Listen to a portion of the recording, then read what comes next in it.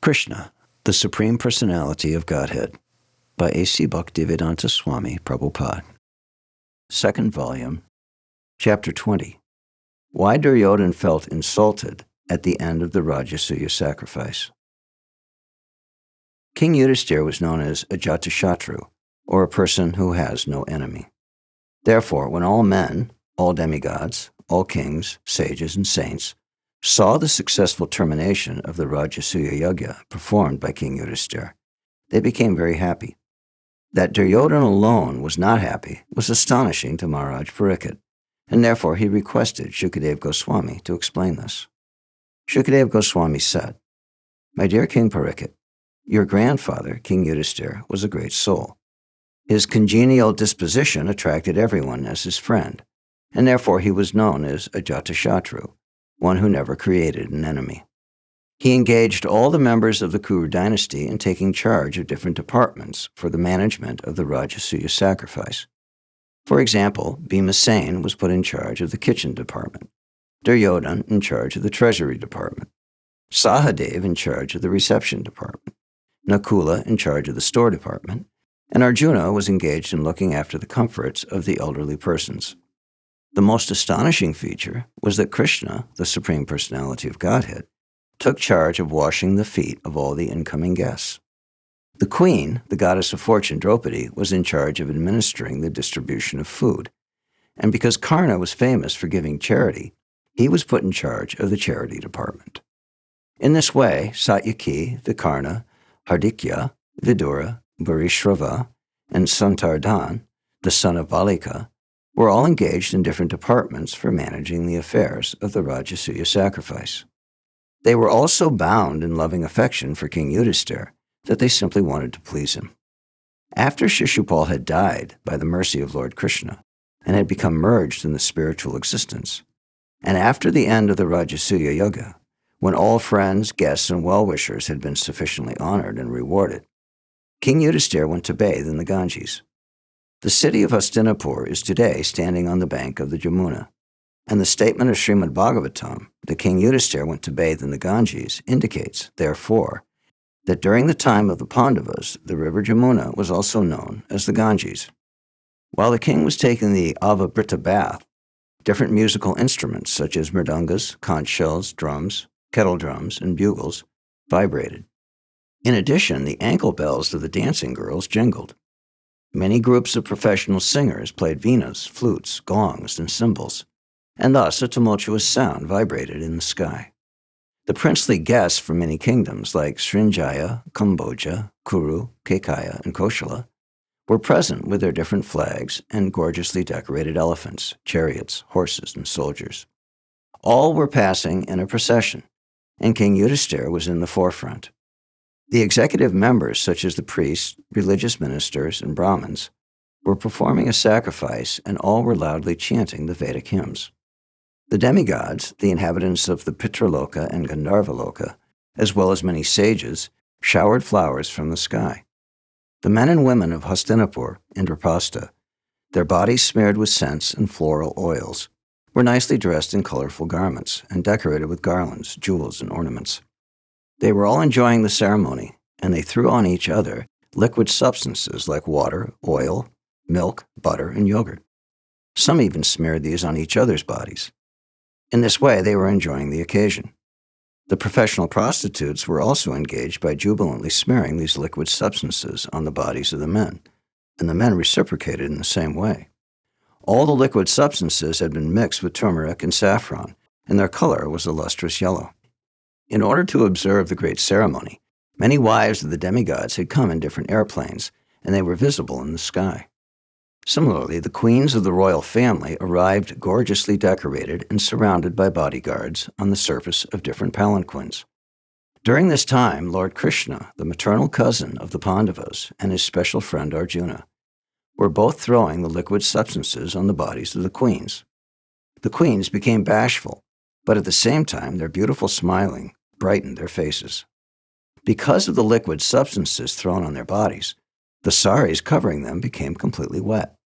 The different parts of their beautiful bodies, particularly their breasts and their waists, became partially visible because of the wet cloth.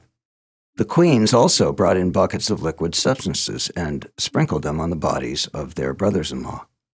As they engaged in such jubilant activities, their hair fell loose, and the flowers decorating their bodies began to fall. When Lord Krishna, Arjuna, and the queens were thus engaged in these jubilant activities, persons who were not clean in heart became agitated by lustful desires. In other words, such behavior between pure males and females is enjoyable, but persons who are materially contaminated become lustful. King Yudhisthira, in a gorgeous chariot yoked by excellent horses, was present with his queens, including Draupadi and others. The festivities of the sacrifice were so beautiful that it appeared as if Rājasūya was standing there in person with the functions of the sacrifice. Following the Rājasūya sacrifice, there was the Vedic ritualistic duty known as Patni Samyaja. This sacrifice was performed along with one's wife, and it was also duly performed by the priests of King Yudhisthira. When Queen Draupadi and King Yudhisthira were taking their Avabrita bath, the citizens of Hastinapur, as well as the demigods, began to beat on drums and blow trumpets out of feelings of happiness, and there was a shower of flowers from the sky. When the king and the queen finished their bath in the Ganges, all the other citizens, consisting of all the Varnas and castes, the Brahmins, the Kshatriyas, the Vaishyas, and the Shudras, took their baths in the Ganges. Bathing in the Ganges is recommended in the Vedic literatures because, by such bathing, one becomes freed from all sinful reactions. This is still current in India, especially at particularly auspicious moments. At such times, millions of people bathe in the Ganges. After taking his bath, King Yudhisthira dressed in a new silken cloth and wrapper and decorated himself with valuable jewelry. The king not only dressed himself and decorated himself, but he also gave clothing and ornaments to all the priests and to the others who had participated in the yajnas. In this way, they were all worshipped by King Yudhisthira. He constantly worshipped his friends, his family members, his relatives, his well-wishers, and everyone present. But because he was a great devotee of Lord Narayan, or because he was a Vaishnava, he therefore knew how to treat everyone well. The Mayavadi philosophers' endeavor to see everyone as God is an artificial way towards oneness. But a Vaishnava, or a devotee of Lord Narayan, sees every living entity as part and parcel of the Supreme Lord. Therefore, a Vaishnava's treatment of other living entities is on the absolute platform. Since one cannot treat one part of his body differently from another part because they all belong to the same body, so a Vaishnava does not see a human being as distinct from an animal because, in both of them, he sees the soul and the supersoul seated simultaneously. When everyone was refreshed after bathing and was dressed in silken clothing with jeweled earrings, flower garlands, turbans, long wrappers, and pearl necklaces, they looked altogether like the demigods from heaven. This was especially true of the women, who were very nicely dressed. Each wore a golden belt around the waist. They were all smiling. Spots of tilak and curling hair were scattered here and there. This combination was very attractive.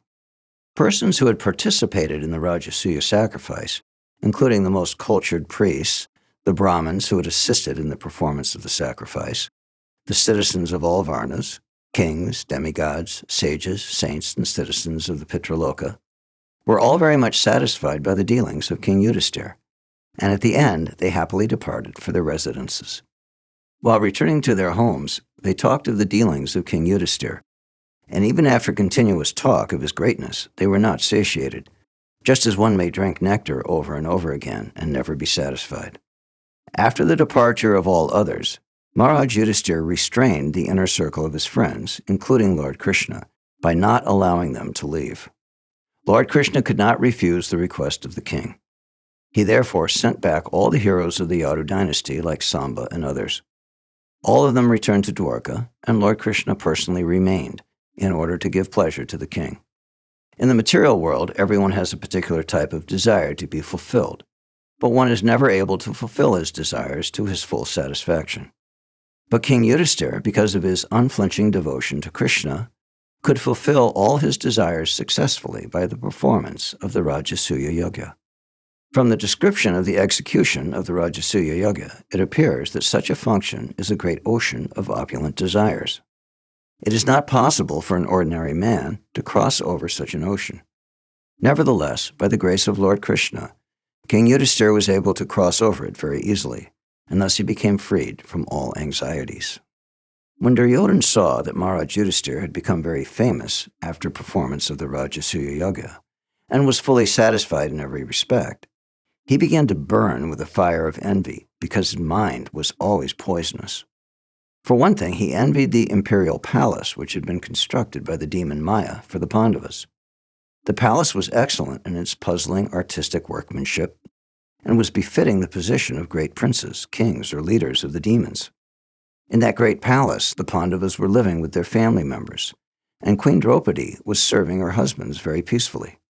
And because in those days Lord Krishna was also there, the palace was also decorated by his thousands of queens. When the queens, with their heavy breasts and thin waists, moved within the palace, and their ankle bells rang very melodiously with their movement, the whole palace appeared more opulent than the heavenly kingdoms. Because a portion of their breasts was sprinkled with saffron powder, the pearl necklaces on their breasts appeared to be reddish. With their full earrings and flowing hair, the queens appeared very beautiful. After looking at such beauties in the palace of King Yudhisthira, Duryodhana became envious. He became especially envious and lustful upon seeing the beauty of Draupadi, because he had cherished a special attraction for her from the very beginning of her marriage with the Pandavas. In the marriage selection assembly of Draupadi, Duryodhana had also been present, and with other princes he had been very much captivated by the beauty of Draupadi, but had failed to achieve her. Once upon a time, King Yudhisthira was sitting on the golden throne in the palace constructed by the demon Maya. His 4 brothers and other relatives, as well as his great well-wisher, the Supreme Personality of Godhead, Krishna, were present, and the material opulence of King Yudhisthira seemed no less than that of Lord Brahma. When he was sitting on the throne surrounded by his friends, and the reciters were offering prayers to him in the form of nice songs, Duryodhana, with his younger brother, came to the palace. Duryodhana was decorated with a helmet, and he carried a sword in his hand. He was always in an envious and angry mood, and therefore, on a slight provocation, he spoke sharply with the doorkeepers and became angry.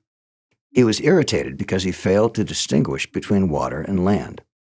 By the craftsmanship of the demon Maya, the palace was so decorated in different places that one who did not know the tricks would consider water to be land and land to be water.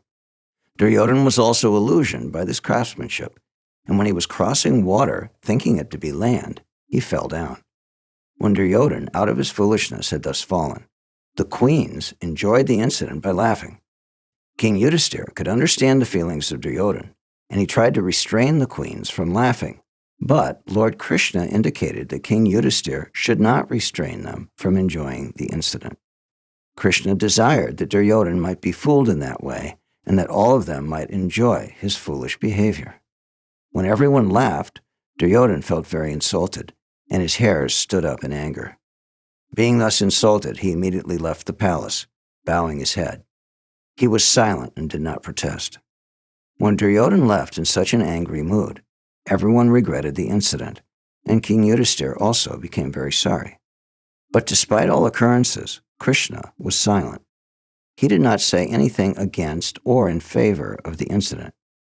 It appeared that Duryodhana had been put into illusion by the supreme will of Lord Krishna, and this was the beginning of the enmity between the 2 sects of the Kuru dynasty. It appeared that it was a part of Krishna's plan and his mission to decrease the burden of the world.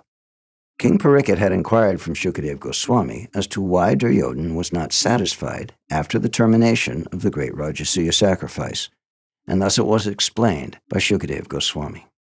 Thus ends the Bhaktivedanta purport of the 2nd volume, 20th chapter of Krishna, why Duryodhana felt insulted at the end of the Rājasūya sacrifice. Thank you for listening. For more, click here.